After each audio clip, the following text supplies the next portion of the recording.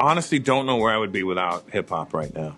I really, really can't even imagine it. Like, there's no alternate reality that I could parallel it to, because I don't know what I would be. It hit me at such a young age that it shaped me right at a very critical time in life. With them cutting funding to arts and after-school programs, it doesn't mean anything to me, because that never affected my life growing up. I grew up in Canada. We didn't have after-school programs anyway. It's not like America, where you have these fantastic schools with all these fantastic art programs and all these football teams and football games in the school and cheerleaders. We didn't have none of that bullshit in Canada. We had free health care. And you know where we are today? Healthy.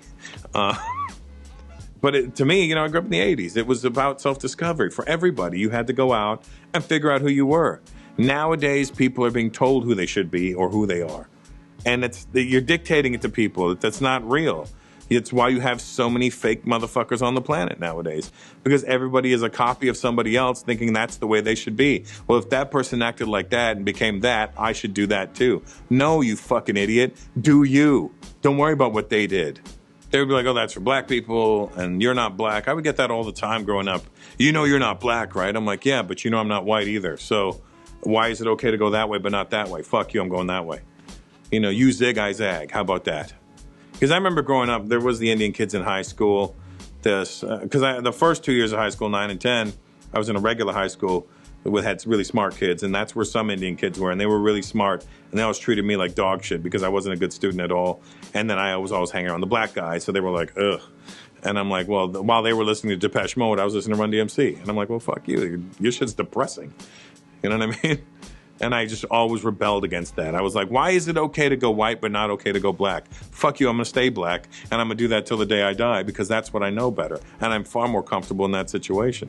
Hey, listen, if I could talk to 15-year-old Russell, I would have told him, punch the bully in the face. Actually, I would have gone back and talked to 7-year-old Russell and told him, punch the bully in the face. Because that was no joke, the bullying I dealt with when I was growing up. So it affects me to this day. At 48 years old, it still affects me, the bullying I suffered when I was a kid. And there's a reason why I do things a certain way, and I look at things a certain way and react to things a certain way. And it's because when it happens to you at a young age, it really drives it into your head that you are nothing and you're a piece of shit. So no matter what's going on in my life and no matter how good things are going, I always feel like, but you're a piece of shit. How is this happening to you? Do you know what I mean? Like, it's genuinely in my head at all times. I have a beautiful girlfriend. Stunning. But in my head, I'm like, fuck's she doing with you? You're a piece of shit. What are you doing? Like, why would she be with you? It's because you have money now, isn't it? Like, there's never a justification as to somebody just wants to hang out with me or be nice to me because I'm just a good person. That doesn't ever occur to me. It always occurs to me because, well, I'm in this position and I have that and I'm this and I'm that, so that's why people are here. But again, you could look at it that way, or you could look at it as, well, when your position in life gets better, your situation gets better, and everything else gets better. And I think that's the way I choose to look at it, because the other way is so fucking negative and it weighs you down, dude. But it's always in my head that from a young age that you are nothing. Even though I know I'm more than some other people, but I'm still like, in my head, I'm like, you're nothing. And you can take the negative and accept it as a negative, or you could take the negative and convert it into a positive. And the positive turns out to their negative because they don't want you to win. And you want to win so much. And it's this weird sense of I want approval from people that don't want to ever approve of me. But you know what? Fuck it. At the end of the day, even if they never approve of you, you're winning. That's all it's about. You're doing better than the people that were not nice to you. That's the best feeling in the world. I feel like the best way to stay grounded and humble is you can never, ever forget your worst days. And you can't use any negative things that happen to you in a spiteful manner as much as you want to. Because you've already won now. So what's the point after that? It's nice to be like, fuck you, I did it. But the best fuck you is making it. And it's a bigger fuck you to them if you make it and you're still nice. You know what I mean? It's like, God damn, we had them all wrong. But I always say people show their true colors when money comes into play, you know? If you're an asshole, your asshole vibe's really gonna show up when you got some money. And I think if you were always just aware of yourself, then you'll be cool. Let's be honest. I am fucking rich. No, I'm not. But I do well. I did well in my life. But my theory is always like, look, everybody around me that I grew up with, or people even I admired, aren't doing as well as I'm doing. And I want everybody to feel what this feels like. I don't want to be up on Mount Olympus alone. I want you to all see the same view I'm seeing so you can understand it from my perspective. So you understand the same way I see it. I see it the same way you see it. You may think it's lost on me. It's not. I look at it the exact same way you look at it. I walk into my house. I have a beautiful house. It's a 12,000 square foot house. I walk in every time and I go, God damn, I can't believe I own this shit. This is crazy.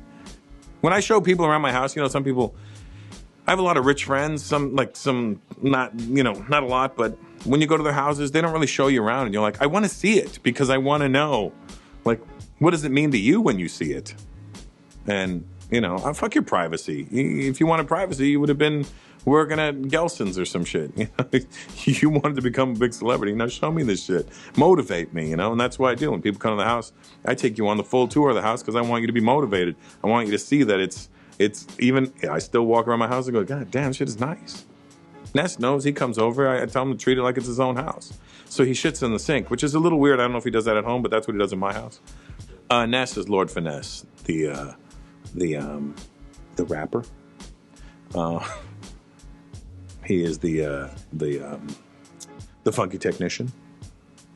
I think the 3 keys to success is, number 1, I got in this business because I love the sound of people laughing. Number 2 is, it's my personality to do that. It's not like I have to go out of my way to try and be funny. It's just really who I am. And it may not be on 24/7, but it's always in standby mode. And number 3 is, I never once ever thought I'm going to be rich from this. I just did it for the love of it. I find no matter whatever I do in my career, if it's for the love of it, it somehow ends up paying off. I'll give you a prime example. Hip Hop Evolution, the documentary on Netflix, which I'm an executive producer of. I got involved when they started doing it because the producer, Darby, was like, hey man, we're going to do this documentary about hip hop. And I'm like, okay. He goes, we don't have any money to offer you. I go, I don't want any money. I just want to be involved. I want to make sure this is done right because I'm a documentary nerd. So I'm like, I want to make sure you don't have holes in it that make me go, well, what about so-and-so? And what about that? So I got involved, and I know to this day I never made 1 cent off of that. But I've got a Peabody Award and I've got an Emmy Award. And you can't buy those. So that to me means everything. And to think that the one thing that I loved and shaped and made me the person that I am today, this culture of hip hop, with the breakdancing and the graffiti and the hip hop and the DJing and the rhyming, I was involved with the b-boying back in the day, and I still DJ to this day, and I tag here and there, but not with spray cans, with the big fat Magnum Sharpies if I can. I'm not a great tagger, but I still like doing it. But because of that, at such a young age, from the age around 12, it gave me an identity, and I don't know who I would be today without that. So to think that the thing that shaped me into who I am is now somehow paying me back again, I'm like, it didn't owe me anything. I owe hip-hop everything as far as I'm concerned. Ness, take this watch. Just kidding.